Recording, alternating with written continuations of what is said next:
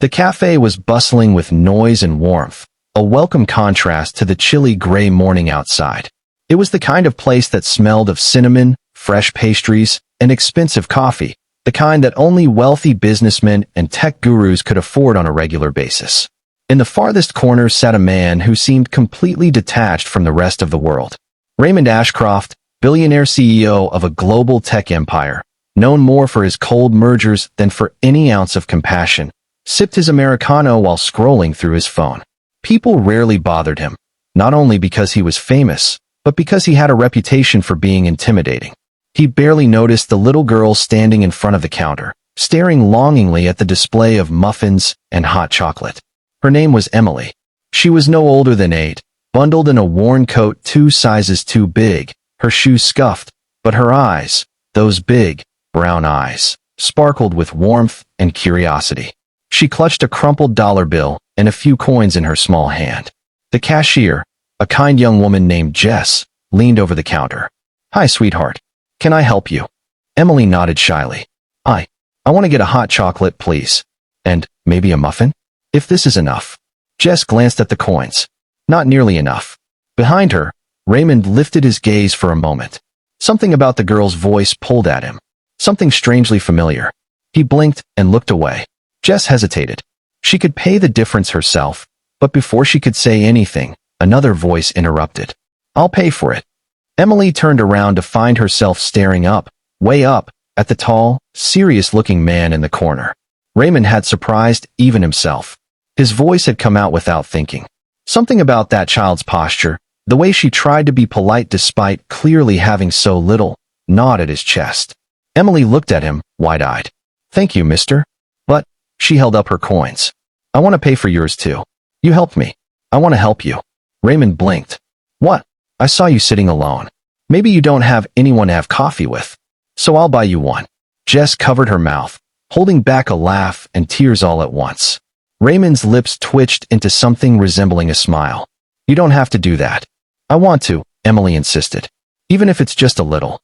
Raymond looked down at her. There was no pity in her eyes, only kindness. Sincere, bright-eyed kindness. He nodded slowly. "All right then. Let's call it even." She beamed. He watched as she took her hot chocolate and muffin to a small table near the window, kicking her legs as she sat, and dipped tiny pieces of muffin into her cup. Curious despite himself, Raymond approached and sat across from her. "I'm Raymond," he said. She looked up. "I'm Emily." "You here alone?" "My mom's working," she replied casually. "She cleans houses in the morning. Sometimes I come here and wait. But I only buy something when I have saved up." Raymond nodded. "You're very responsible." Emily smiled. "Mom says we're a team. I save, she works. We're like superheroes." That made him chuckle. Something stirred inside him. A memory. A girl with bright brown eyes. Suddenly, it clicked. The timing. The age. Could it be? He shook his head. No, that was impossible. But curiosity burned deeper now. "What does your mom do?" he asked again, more carefully this time. "She cleans big houses," Emily replied. "Sometimes really fancy ones with marble floors and gold doorknobs. But she says those people don't look her in the eye. Except one lady who gave her cookies." Raymond felt his throat tighten. "What's her name, your mom?" Emily hesitated. "You're not a stranger danger person, right?" He smiled. "No, just curious." She studied him with the seriousness only kids could muster, then whispered, "Her name's Lily. Lily Turner." The world tilted beneath him. Raymond's hand froze on his coffee cup. His heart skipped a beat. Lily Turner. She was the woman he had loved deeply 10 years ago, until his parents threatened to cut him off if he didn't marry someone from their class. He had left her without explanation, choosing his legacy over his heart. He had always regretted it. He had even tried looking for her once, years ago. But she'd disappeared. And now her daughter? He studied Emily again. The eyes. The nose. Even the way she tilted her head. It mirrored Lily's expressions. Could this little girl be his? But before he could ask more, Emily stood up suddenly. "I have to go. Mom's probably waiting across the street." Raymond stood too. "Wait. Can I see you again?" She grinned. "Maybe. I come here sometimes. But I have school too." And just like that, she was gone, skipping out into the cold morning. Raymond stood there, stunned. He had just met a little girl who offered to buy his coffee with her only coins. And she might be his daughter. Raymond Ashcroft had closed multi-million-dollar deals with a handshake and stared down some of the world's most powerful men without flinching. But now, standing by the window of a small coffee shop, he felt paralyzed. His heart pounded with a rhythm he hadn't felt in years. Emily, Lily Turner's daughter. His daughter? He had walked away from Lily 10 years ago, believing it was the only way to protect her from his family's cruel judgment. But what if, in that moment, he had walked away from more than just love? That evening, Raymond returned to his penthouse apartment in silence. The skyline of the city sparkled like diamonds outside, but his mind kept flashing back to a little girl's smile, her bright eyes, her generosity, and a name he never thought he'd hear again, Lily. He didn't sleep that night. The next morning, without informing his assistant or security team, Raymond returned to the coffee shop. He sat at the same table, hands wrapped around his untouched cup, scanning every child that passed through the door. No sign of her. He returned the next day, and the next. On the fifth morning, she walked in. Same oversized coat, same bounce in her step.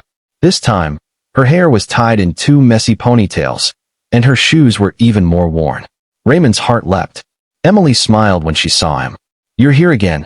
I was hoping to see you," he admitted, rising to pull out her chair. She plopped down happily. "I saved up again. This time, it's my turn to treat you." Raymond chuckled. "Deal. But only if you tell me more about you."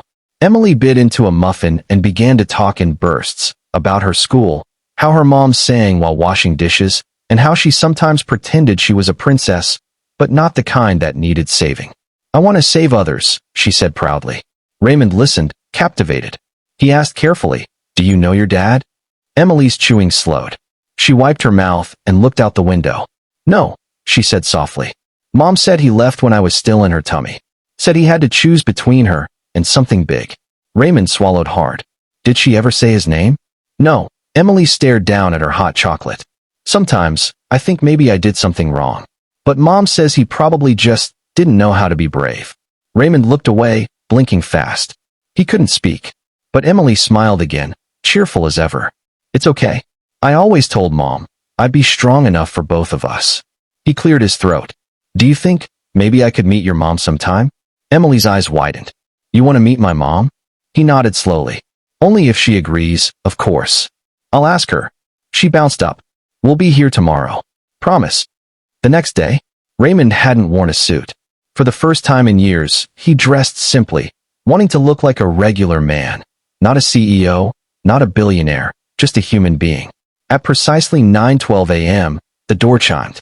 Emily entered, holding the hand of a woman in a pale scarf and modest coat. Raymond's breath caught in his throat. Lily. Even 10 years later, she hadn't changed much. There was a calm strength in her face, though lines of tiredness now framed her eyes. When her gaze locked onto his, she stopped in her tracks. Her hand slipped from Emily's. "Raymond." He stood slowly. "Lily." Her voice trembled. "What are you doing here?" Emily, looking between them, suddenly gasped. "Wait. You two know each other." Neither adult responded right away. Lily recovered first, gently pulling Emily aside. "Go sit down, baby. I'll talk to Mr. Raymond." Emily frowned. "But he's my friend." "I know, sweetheart. Just give us a minute." With visible reluctance, Emily obeyed. Raymond stepped closer. "Lily, I didn't know. I swear." She crossed her arms, defensive. "Didn't know? Or didn't want to know? You left without a word." "I was forced to. I didn't need your money or your name," she snapped. "I needed your truth. I would have respected you more if you'd just said it." His voice cracked. "Lily, she's mine, isn't she?" Lily didn't answer. He stepped closer. "Please. I've missed 10 years. But I want to know her. I want to be part of her life, if you'll let me." Tears welled in her eyes. "I protected her from a world I thought would never accept us," she whispered. "From you. I thought you were gone forever." "I was a coward," Raymond admitted. "But not anymore." Lily looked over at Emily, who sat swinging her legs and humming. "She loves you," she said, "even before she knew who you were." Raymond's throat tightened again. "Can I tell her?" Lily hesitated, then slowly nodded. The revelation. Raymond returned to the table, sat across from Emily, and tried to steady his voice. "Emily, do you remember how you said your dad left before you were born?" She nodded. He took her hand gently. "I didn't know about you, but now I do. And I'd be honored if you'd let me